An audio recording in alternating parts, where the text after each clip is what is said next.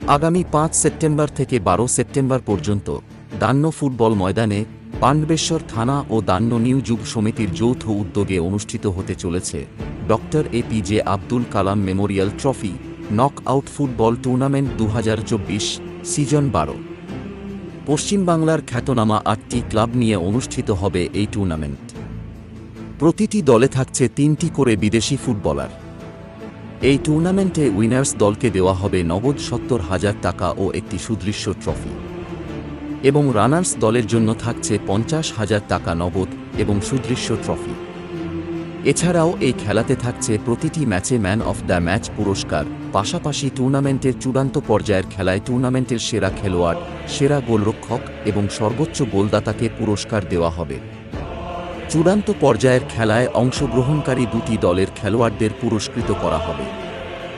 দান্য new যুব সমিতির মাঠে অনুষ্ঠিত এই টুর্নামেন্টের সাক্ষী থাকতে আপনাদের সকল ফুটবল প্রেমী ও ক্রীড়া উৎসাহী দর্শকদের উপস্থিতি দান্য নিউ যুব সমিতি একান্তভাবে কাম্য করে।